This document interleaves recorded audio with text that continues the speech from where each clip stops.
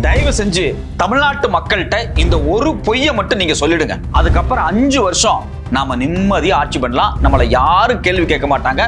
அதையும் தாண்டி யாராவது கேள்வி கேட்டாங்க அப்படின்னா இந்த ஒரு விஷயத்த சொல்லி எல்லாத்தையும் ஆஃப் பண்ணிடலாம். இது ஒண்ணு போதும்.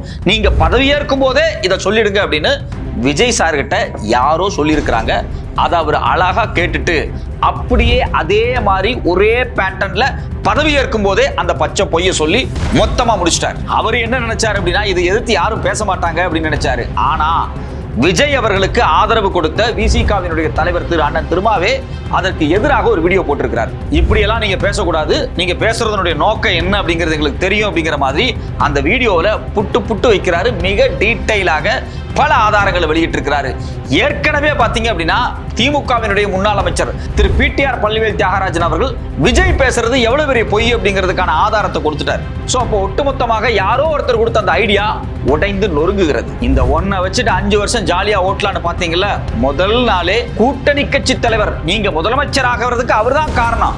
அவரே உங்களுக்கு செக் வச்சிருக்கிறார். உண்மையிலேயே பதவி ஏற்கும் போது திரு விஜய் சார் அவர்கள் பேசிய பொய் என்ன? இந்த ஒரு பொய்யை வச்சு 5 வருஷத்தை ஓட்டிட முடியுமா? இந்த பொய்யை அவர் சொன்ன உடனே எதற்காக அண்ணன் திருமாவளவன் இவ்வளவு தூரம் கொதிச்சிருக்கிறார்? திரு பிடிஆர் அவர்கள் வெளியிட்ட ஆதாரங்கள் என்னென்ன? வணக்கம், இது வராசு வியூ. நான் உங்கள் சத்யராஜ். வழக்கமா சர்வதேச விஷயத்தை பத்தி நம்ம நிறைய பேசிக்கிட்டே இருப்போம். இன்னைக்கு திடீர்னு தமிழ்நாட்டு பாலிடிக்ஸை பத்தி பேச வேண்டிய சூழல் நமக்கு வந்திருக்கு. ஏன்னா தமிழ்நாட்டில் புதுசா ஒரு ஆட்சி அதிகாரம் வந்திருக்கு இல்லையா? அவங்க ஆட்சி அதிகாரத்துல பதவியேற்ற முதல் நாளே இன்னைக்கு தமிழ்நாட்டினுடைய முதலமைச்சராக இருக்கக்கூடிய திரு விஜய் சார் என்ன சொல்றாரு அப்படின்னா, கஜானா காலி ஆயிடுச்சு, 5 பைசா கூட கிடையாது அப்படிங்கிற மாதிரி ஒரு ஸ்டேட்மெண்ட் விட்டுட்டாரு. நான் சொன்ன திட்டங்கள்லாம் பொறுமையா நான் செய்வேன் அப்படின்னு சொல்லி ஒரு ஹூக் போட்டிருக்கிறார். நமக்கு அடிப்படையில் வரக்கூடிய ஒரே ஒரு கேள்வி என்ன அப்படின்னா, உண்மையிலே தமிழ்நாட்டுக்கு 10 லட்சம் கோடி கடனா? ஆமா, தமிழ்நாட்டுக்கு 10 லட்சம் கோடி கடன்.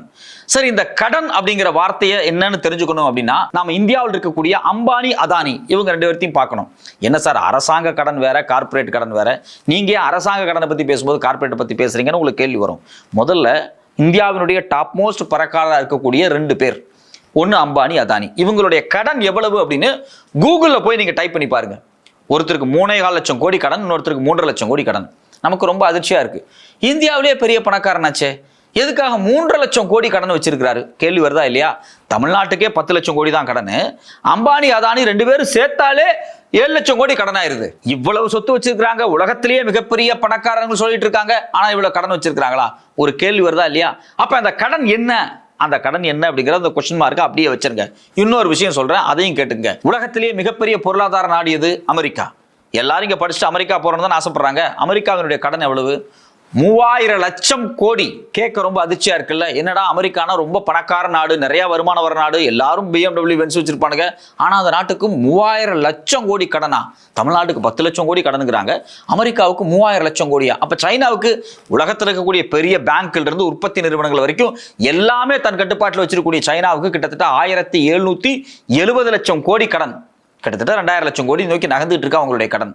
இதே மாதிரி உலகத்தில் இருக்கக்கூடிய மிகப்பெரிய பொருளாதார நாடுன்னு சொல்லக்கூடிய ஜப்பான், UK, எந்த நாட்டை வேணாலும் எடுத்து பாருங்க, அவங்களுக்கெல்லாம் பல லட்சக்கணக்கான, நூற்றுக்கணக்கான, லட்சக்கணக்கான கோடி கடன் இருக்கும். ஸோ அப்போ தனி மனிதனா இருக்கக்கூடிய பெரும் முதலாளியும் கடன் வச்சிருக்கிறான், அரசாங்கமும் கடன் வச்சிருக்கு. இந்த ரெண்டுக்கு உள்ள பொருத்தம் என்ன, வித்தியாசம் என்ன? வழக்கமா பாத்தீங்க அப்படின்னா இப்ப கார்பரேட் நிறுவனங்கள் இருக்காங்க இல்லையா? ஃபார் எக்ஸாம்பிள் அம்பானியோ அதானியோ, அவன் கையில் ஒரு 100 கோடி இருக்கு. ஆனா ஒரு பிசினஸ் ஸ்டார்ட் பண்ணும், 300 கோடி வேணும் அப்படின்னா பேங்க்ல போய் 200 கோடி கடன் வாங்குவான், தன்னுடைய காசை ஒரு 100 கோடி போடுவான். ஸோ அந்த 300 கோடி பிசினஸ்ல ஒரு மினிமம் இன்வெஸ்ட்மெண்ட் தான் இவங்க போடுவாங்க. மேக்சிமம் பேங்க் கிட்ட இருந்து கடன் தான் வாங்குவாங்க, வாங்கி வட்டியை கட்டுவாங்க. இந்த வட்டி கட்டிட்டு இருக்கக்கூடிய நேரத்திலே இன்னொரு பிசினஸுக்கு போவாங்க, அதுக்கு ஒரு 300 கோடி கடன் வாங்குவாங்க. அப்போ இங்க வெல்த்தை மேக்சிமைஸ் பண்ணுவாங்க. அவங்களுடைய உற்பத்தியை, அவங்களுடைய ரெவன்யூவை, அவங்களுடைய ப்ராஃபிட்டை, அவங்களுடைய அவுட்கம்மை மேக்ஸிமைஸ் பண்ணுவாங்க, அவங்களுடைய வெல்த்தை மேக்ஸிமைஸ் பண்ணுவாங்க. இதுக்கு கடனை ஒரு டூலா எப்பவுமே பயன்படுத்துவாங்க. அது பெரிய கார்ப்பரேட் நிறுவனங்களா இருந்தாலும் சரி, மிகப்பெரிய பணக்கார நாடாக இருந்தாலும் சரி. உலகம் முழுக்க யுத்தம் நடத்திட்டு இருக்கு. ஈரான் மேல யுத்தம், ஆப்கானிஸ்தான் மேல யுத்தம், சிரியா மேல யுத்தம், லெபனான் மேல யுத்தம் அப்படின்னு எல்லாத்து மேலே குண்டை போட்டுட்டு இருக்கக்கூடிய இந்த அமெரிக்கா கூட கடன் தான் வாங்கிட்டு இருக்கு.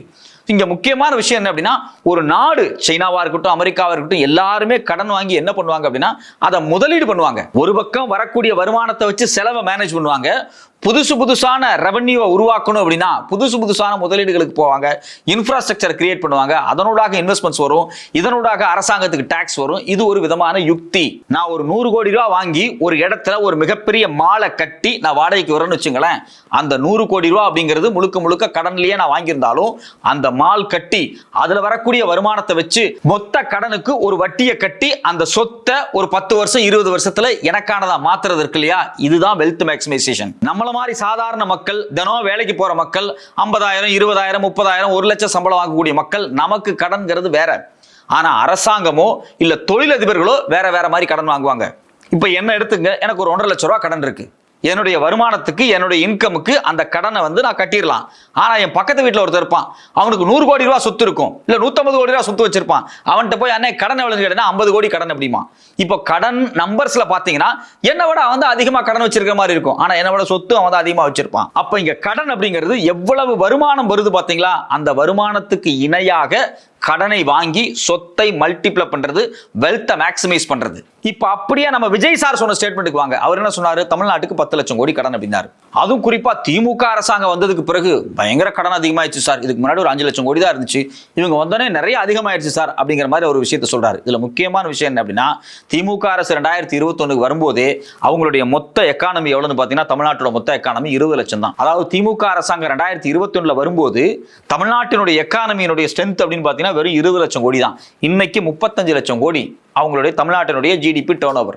இது எப்படி சாத்தியமாச்சு, இந்த வளர்ச்சி எப்படி வந்துச்சு? இந்த வளர்ச்சி வரணும் அப்படின்னா இது மாதிரி கடன் வாங்கி முதலீடுகளை செய்ய வேண்டும். சரி, இப்படி கடனை வாங்கி முதலீடு பண்ணால் லாபம்லாம் வரும், கட்டலாம் முடியுமானா கண்டிப்பாக கட்ட முடியும். இதுல ரொம்ப முக்கியமான விஷயம் என்ன அப்படின்னா, கடனை நீங்க தெளிவா தெரிஞ்சுக்கணும் அப்படின்னா FRBM ஆக்ட்னு ஒன்று இருக்கு. அதாவது மத்திய அரசாங்கத்தினுடைய ஃபினான்ஸ் கமிஷன் ஒரு மாநிலம் எவ்வளவு கடன் வாங்கலாம் அப்படிங்கிறதுக்கு அவங்க சில லிமிடேஷன்ஸ் வச்சிருக்காங்க, அவங்க சில பிரிஸ்கிரிப்ஷன்ஸ் கொடுத்துருக்காங்க. அதே போல பிஸ்கல் டெபிசிட்டை பத்தியும் தெரியணும், டெப்ட் ஜிடிபி ரேஷியோவை நமக்கு தெரியணும். இதெல்லாம் தெரிஞ்சா மட்டும்தான் உண்மையிலேயே கடனை பத்தி தெரியும்.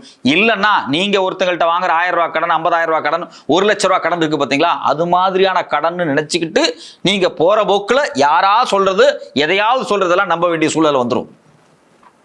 இப்ப தமிழ்நாட்டை பொறுத்த வரைக்கும் கடந்த பட்ஜெட் போட்டாங்க இல்லையா, இந்த பட்ஜெட்ல மொத்த வருமானத்தை விட செலவு கிட்டத்தட்ட 1 லட்சம் கோடி அதிகம். இந்த 1 லட்சம் கோடி அப்படிங்கிறது பிஸ்கல் டெபிசிட். இந்த பிசிக்கல் டெபிசிட்டை, அதாவது இந்த பற்றாக்குறைய, அதாவது வரவை விட செலவு அதிகமாக இருக்கும் போது இந்த பற்றாக்குறையை எப்படி சமாளிக்கிறது? கடன் வாங்குறாங்க. இந்த கடனை தானே விஜய் சொல்றாருன்னு நீங்க கேட்கலாம். இந்த கடனை எந்த லிமிட்டுக்குள்ள வைக்கணும் அப்படின்னு மத்திய அரசாங்கத்தினுடைய பினான்ஸ் கமிஸ்ட்ரி ஒரு தனி சட்டத்தினூடாக ரொம்ப தெளிவா சொல்லியிருக்கு. இதை தாண்டி போயிடாதீங்க, போனா தமிழ்நாட்டுக்கு ஆபத்துன்னு. அது எவ்வளவு அப்படின்னா, நம்மளுடைய மொத்த ஜிடிபியில 3.5% தாண்டி போகக்கூடாது அப்படின்னு மத்திய அரசாங்கம் சொல்லியிருக்கு. அதாவது மொத்த மாநிலத்தினுடைய உள்நாட்டு உற்பத்தியினுடைய மதிப்பில் 3.5% தாண்டி கடனை வாங்குனீங்க, மாநிலம் அழிஞ்சு போயிடும் அப்படிங்கிறாங்க. இவங்க வாங்கின 1 லட்சம் கோடி இருக்கு பாத்தீங்களா, அது 3.5% இல்ல, வெறும் 3% தான். ஸோ அப்போ பிசிக்கல் டெபிசிட் அப்படிங்கிறது தமிழ்நாட்டில் சேஃப்டி லிமிட்டுக்குள்ள தான் இருக்கு. சரி, ரெண்டாவது, இவர் 10 லட்சம் கோடி தானே கடன் சொன்னாரு, இவர் என்னமோ பிசிக்கல் டெபிசிட்னு 1 லட்சம் கோடின்னு சொல்றாரு நீங்க நினைக்கலாம். பிசிக்கல் டெபிசிட் அப்படிங்கிறது ஒவ்வொரு வருஷமும் நடக்கக்கூடிய பட்ஜெட் இருக்கு பாத்தீங்களா, அந்த பட்ஜெட்னுடைய வரவு செலவு. இந்த பட்ஜெட்ல விழக்கூடிய துண்டு இருக்கு பாத்தீங்களா, பத்தாமை, இந்த போதாமைக்காக தானே கடனை வாங்கிட்டே இருக்கிறோம். அந்த கடன் மொத்தமா எவ்வளவு வந்து சேர்ந்திருக்கு அப்படின்னா 10 லட்சம் கோடி வந்து சேர்ந்திருக்கு. இந்த 10 லட்சம் கோடி கடன் தமிழ்நாட்டுக்கு மிகப்பெரிய ஆபத்தா அப்படின்னா அதுவும் கிடையாது. அதை நம்ம சொல்லல, டெல்லியில் இருக்கக்கூடிய மத்திய அரசாங்கத்தினுடைய பினான்ஸ் கமிஷனே, ரிசர்வ் பேங்கே என்ன சொல்லுது அப்படின்னா, உங்களுடைய மொத்த உள் மாநில உற்பத்தியில் 28% தாண்டி போகக்கூடாது கடன் அப்படின்னு தெளிவா சொல்லியிருக்கு. அப்ப தமிழ்நாட்டினுடைய கடன் எத்தனை சதவீதமா இருக்கு? இப்ப தமிழ்நாட்டினுடைய இந்த 10 லட்சம் கோடி அப்படிங்கிறது வெறும் 26% தான் இருக்கு. அப்ப மத்திய அரசாங்கத்தினுடைய ரிசர்வ் வங்கி பினான்ஸ் கமிஷன் கொடுத்தது 28%. ஏற்கனவே 2021 திமுக அரசாங்கம் ஆட்சி அமைக்கும் போது நம்மளுடைய மொத்த உள்நாட்டு உற்பத்தியில் கடன் அப்படிங்கிறது 27.05% இருந்துச்சு. ஆனா இப்ப பாத்தீங்க அப்படின்னா 26%, 1% கடனை குறைச்சிட்டு தான் போயிருக்கிறாங்க. யாரு அப்படின்னா இந்த திமுக அரசு. இல்ல நீ சொல்றதெல்லாம் போய் திமுகவுக்கு சொம்படிக்கிறீங்க, நீங்க வந்து திமுக காசு வாங்கிட்டு பேசுறீங்கன்னு கூட நீங்க சொல்லிக்கலாம். எல்லா டேட்டாவும் கூகுள்ல இருக்கு, எல்லா டேட்டாவும் அரசாங்கத்தினுடைய வெப்சைட்ல இருக்கு, எல்லா டேட்டாவும் ரிசர்வ் வங்கியினுடைய வெப்சைட்லயும் இருக்கு, பினான்ஸ் கமிஷன் வெப்சைட்லயும் இருக்கு. நீங்களே போய் உட்கார்ந்து ஒரு மாநிலம் எவ்வளவு கடன் வாங்கலாம், எவ்வளவு கடன் வாங்கக்கூடாது, மத்திய அரசாங்கம் சொல்லக்கூடிய பிரிஸ்கிரிப்ஷன் என்னன்னு தேடினீங்க அப்படின்னா ஒரு அரை மணி நேரம் செலவு பண்ணி கூகுள்ல உட்கார்ந்து பொறுமையா தேடினீங்க அப்படின்னா தமிழ்நாட்டினுடைய பினான்சியல் கண்டிஷன், இந்த கடன் அப்படிங்கிறது எவ்வளவு ஸ்ட்ரென்த்தா இருக்கு அப்படிங்கிறது உங்களுக்கு தெரியும். இதுல எந்த இடத்துல விஜய் சார் வந்து ஒரு மிகப்பெரிய பொய்யை சொல்றாரு அப்படின்னா, எங்கிட்ட கஜானால காலியா இருக்கு, என்கிட்ட பணமே இல்லை அப்படிங்கிறாரு.